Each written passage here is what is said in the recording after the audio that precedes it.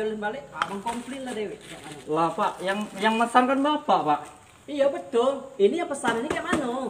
Ya saya nggak tahu Pak, kan bilang Pak sebelum Bapak nak buka bilang Pak jangan dibuka dulu kalau itu mau. Terus saya bayar dulu, abang pergi baru saya buka, kayak mana? Lah itu kan Bapak Logika lah kau. Bapak jangan marah dengan saya Pak. Iya, pas isi dalam 40. Iya. Nyatanya bang pergi, saya yang tanya ini bang. Iya kami nggak tahu Saya Pak. tahu bang. Ini ada buktinya nih ha. Iya saya tempel Nah, lagi. ini baik, buktinya kan sudah tahu nih. Soalnya Berarti dah dia penipuan. sesuai nih nomor yang disepakati Iya dengan mending tadi nomor yang dibatali tercantum we di kalau sini. seandainya memang udah sesuai. Karena kan Pak. saya tidak, ini kan Ini nomor ada. 40 pasti bisa pakai. Kalau saya tak mau tahu lah. Karena bukan saya yang jual Pak. Kalau saya yang jual Bapak boleh marah dengan saya. Sekarang ini abang balik main ini, sudah kak ininya. Minta balik lagi ke tokonya. Ganti barang Ini nih saya yang jatuhnya yang bayar Pak karena barang udah terbuka. Tak tahu lah saya. Bilang beda dari bukanya sudah. Nah, bukan masalah anak keno, ini sudah keno di saya Pak. Ya udahlah kalau kayak gitu, kalau seandainya berurusan kayak gini Pak, saya tidak tahu Pak urusan dengan polisi lah lagi. Saya juga tak tahu bang. Bapak lemesan aneh pula.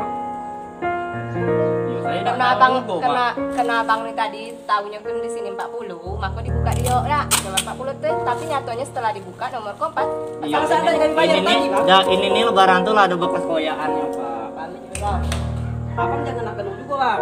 Dah, benar lah. Nah, saya buka ini Jadi, tak tahu nih bang. Oke lah, memang enggak salahnya di abang kan tahunya ngirim nak. Nah, salahnya di orang toko. Nah itu urusan ibu dengan toko Bu. Nah, Saya ini cuma iya, jasa. soalnya kan. Percuma be Bapak lain itu tetap saya yang ambil, oke? Ayo nih Pak. Ya kan saya pesan apa bang? Saya apa bisa saya pesan apa bang? Saya bukan yang jual Pak. Iya yang saya pesan apa bang? Sepatu. Nomor berapa bang? Nah saya mana tahu Bapak yang pesan. Jujur saya ngomong. Iya lain. Saya pernah pakai bang. Ya saya mana tahu Pak. Kayak gitunya Bapak ya. Nah Bapak kok lain. Saya ini cuma jasa. Iya abang jasa betul. Nah. Abang ambilnya dari mana nih bang? Dari ninja. Ah, balikin bang ke ninja. Orang ninja tidak tahu apa-apa Saya Pak. juga udah tahu bang. Saya udah tahu apa kalau orang ninja bisa berani ngomong gitu. Saya juga udah tahu apa apa. Saya juga tidak mau tahu lah Pak karena Bapak buka. Kalau dari saya buka saya lebih tertipu lagi bang. Mending Bapak dosa belanja di Lazada. Lebih tertipu saya bang. Sebenarnya bang. Saya lebih rugi Pak. Gaji saya sehari udah sampai 300 Pak. Makanya Nah, barang tadi kemana sebelum saya, Bang? awal Bapak buka, Pak jangan dibuka dulu Pak kalau memang ada mengambil. Nah, kalau nomornya 40 saya ambil bang. Nah itu tuh kalau masalah ukuran itu pesanan Bapak. Nah, yo pesan. Pesan saya kan 40, ini di luarnya 4.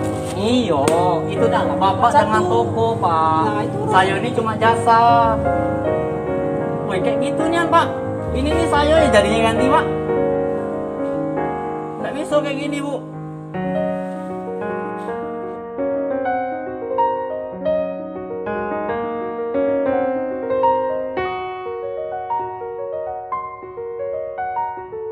Jadi kejadiannya itu tuh sebenarnya ya biasa-biasa lah kan. Saya dipanggilnya di sini aja deh kata dia. Ya udah, saya bawa ketawa bawa bercanda kan. Oh kemarin saya kesini ibu udah ada. Jadi sebelumnya tuh saya udah kesana. Si tukang itu udahlah.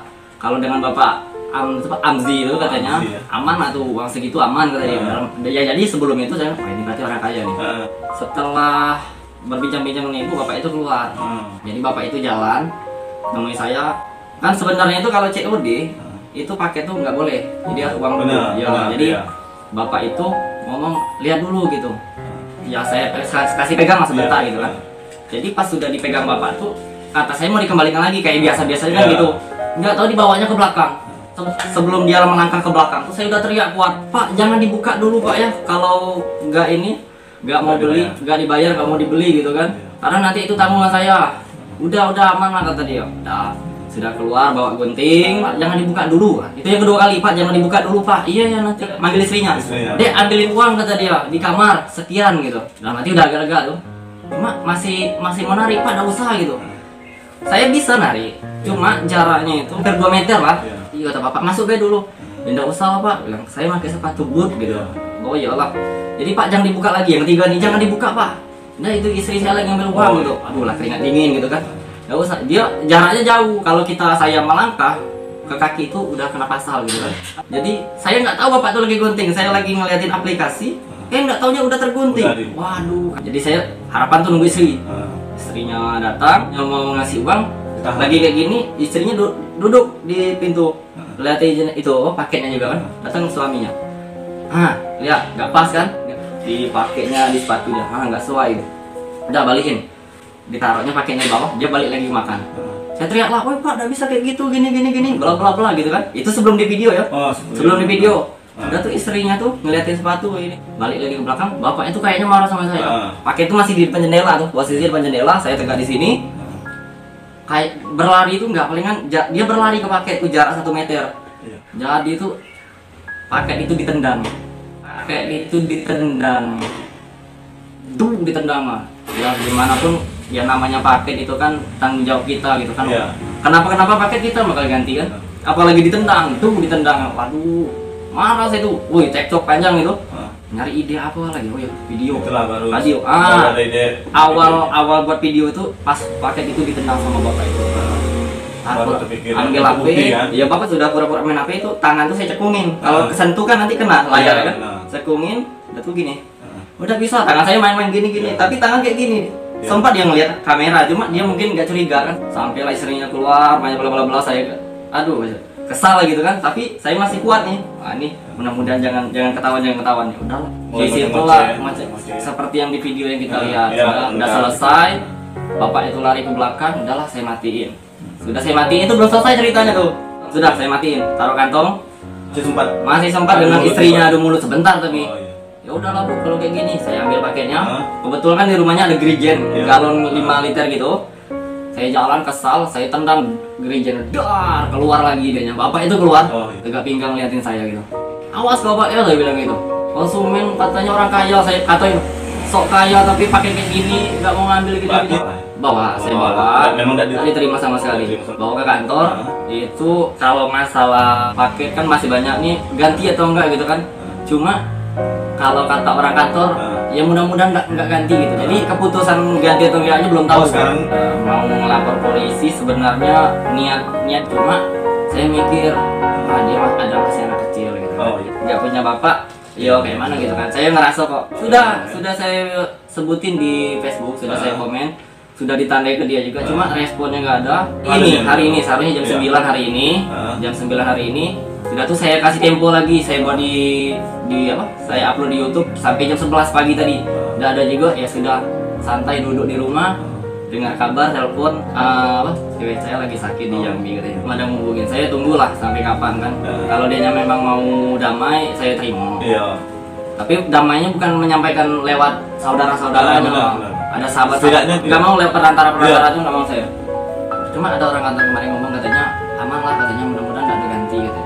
Kalau seandainya memang dianya lagi tidak bisa keluar rumah, ya saya maklumin. Kan kemarin saya dengar kabar juga katanya hari Rabu kemarin dia ke Puskesmas masuk rumah sakit ya. Intinya cuma satu, paket itu nggak saya ganti. Satu itu. Nah juga ada hikmahnya dari video yang lagi tenar ini. Yang pertama, keuntungan bagi semua kurir. Jadi itu keuntungan bagi kurir ini gini, biasanya itu kita dengan konsumen itu untuk ngasih paket itu biasanya mengeluarkan waktu 6 menit paling cepat. Sekarang palingan 2 menit kasih uang langsung berangkat. Jadi kejadian itu hari Selasa viral, Rabu itu saya aneh, jam 5 kawan-kawan sudah pulang semua. Jadi mungkin takut lah gitu ya. Saya juga kasihan lah dengan bapak tuh. Cuma cukuplah sakit hati itu kemarin, kalau sekarang sudahlah. Kemungkinan nanti saya pulang dari jam ini mungkin di Facebook itu bakal saya hapus lah. Karena udahlah untuk kesengsaraannya sudahlah. Intinya tidak ada apa-apa lah. Akhir video ini sekian dan terima kasih.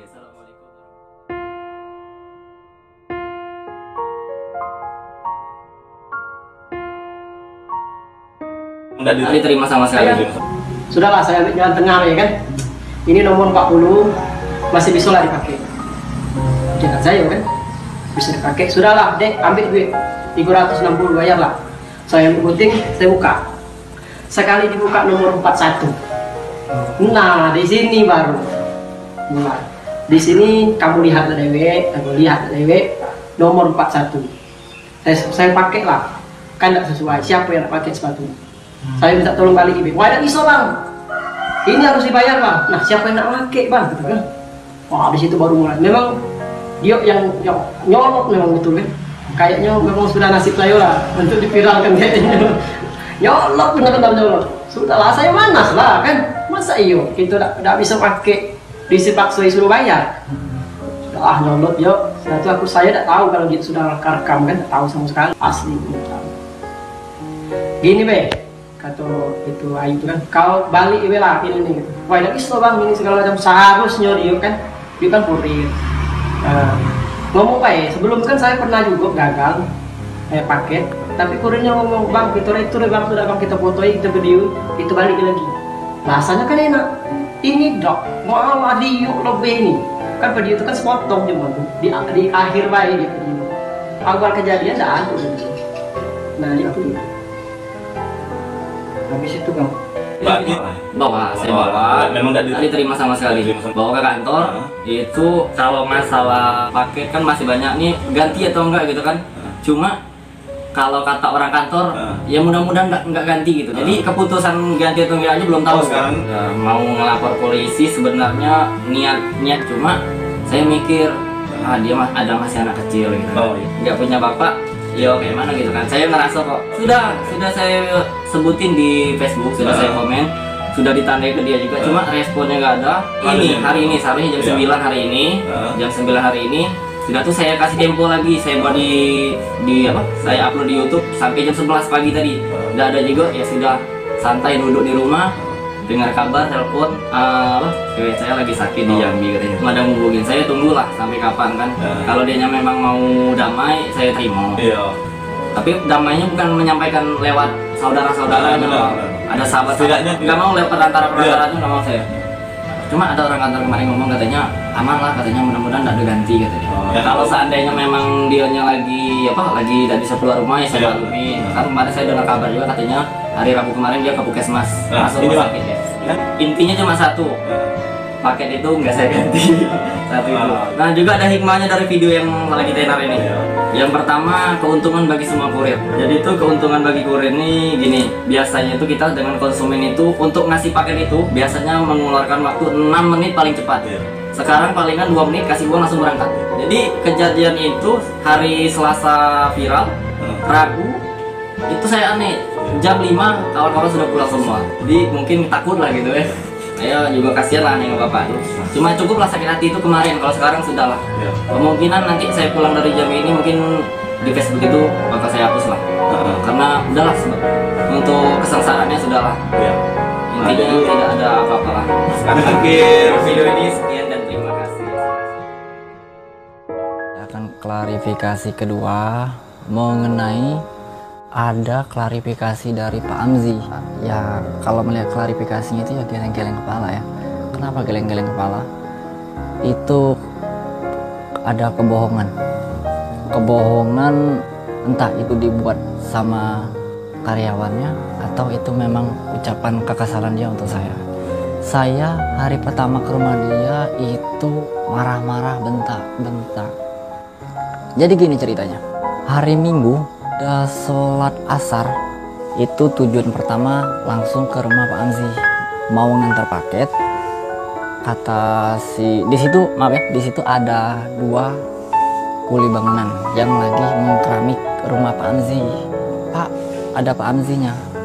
Kata karyawannya muda ini ada di dalam, panggil aja. Ya udah, saya panggil berulang-ulang. Nah, si tukang berdua ini ngomong, bos tadi pergi ke kebun atau kemana ya? Jadi orang ini nggak tahu Pak Amzi itu pergi kemana, nggak tahu dianya. Jadi perasaan si kuli bangunan ini katanya Pak Amzi ada di dalam, mungkin lagi tidur kata dia. Gedor aja terus. Ya udah saya gedor dengan sopan karena saya udah minta izin.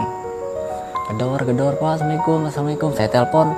Memang ditelepon nomor Pak Amzi itu nggak bisa ditelepon. Jadi memang harus ke rumah dia gitu.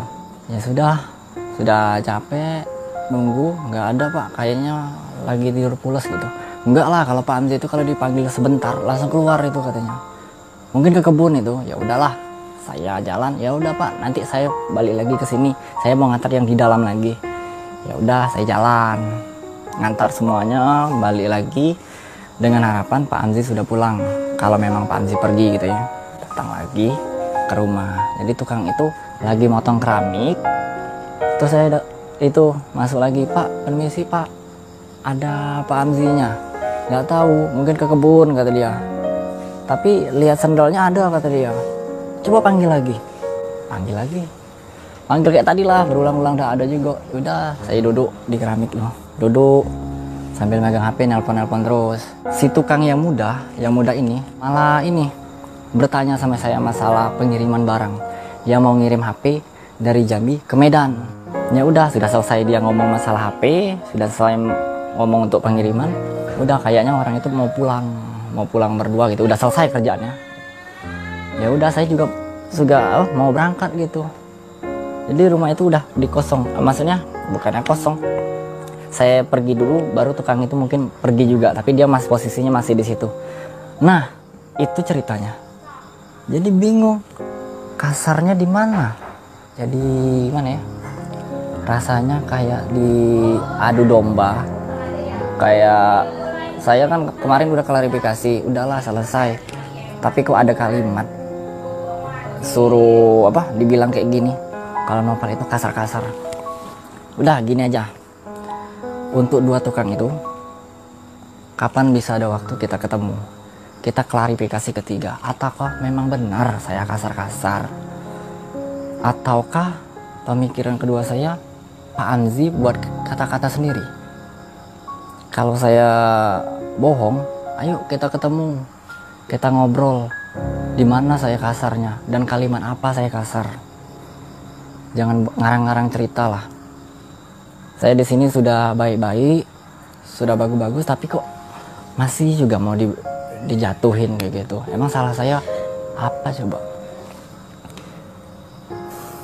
Dan juga yang kedua, Pak Amzi pagi tadi klarifikasi di salah satu media. Sebenarnya klarifikasinya itu sama satu orang itulah. Jadi orang itu klarifikasi sama saya pagi. Itu langsung ke rumah Pak Amzi mungkin, karena saya lihat di tribunnya itu orangnya sama. Saya lihat klarifikasi Pak Amzi itu nggak lurus. Jadi ceritanya itu dari nomor 1 ke nomor 2, langsung ke nomor 4, langsung ke 7, jadi nggak 1, 2, 3, 4. Coba kalau klarifikasi itu jalan ceritanya tuh lurus, jadi nggak ada yang dipotong-potong. Saya yang kesalnya cuma satu. Kenapa nggak dibilang masalah paket itu ditendang? Itu sebenarnya yang lebih parah. Kenapa paket itu tidak diceritakan kalau ditendang? Dan juga saya dengan media yang pagi tadi wawancara sama saya, itu saya udah ngomong kalau paket itu ditendang, tapi kenapa di situ dipotong? Tapi ada bagusnya juga sih. Mungkin media ini tidak terlalu memihak ke A atau ke B gitu. Ya biar masyarakat tahu. Tapi ya sudahlah. Saya cuma malam ini baru lihat jam 9 pagi tadi video klarifikasi itu, rasanya kesal, sakit hati. Kok saya masih bisa dibohong-bohongin. Jadi ada dua pihak ya. Antara Pak Amzi buat kata-kata atau berbohong. Yang kedua, itu memang benar si tukang itu mau jatuhin saya. Tukang itu keluarga dia ya. Memang sih keluarga orang itu selalu ngujat saya. Ya mungkin itu klarifikasi kedua saya. Mudah-mudahan sampai dan saya mau ketemu sama tukang itu. Saya berani bersumpah demi Al-Quran kalau memang benar saya kasar. Oke, sekian dan terima kasih. Semoga dicermatin makna-makna kalimat saya. Kalau ada kata-kata saya salah, saya mohon maaf. Saya akhiri dengan wabillahi taufiq walhidayah. Wassalamualaikum warahmatullahi wabarakatuh.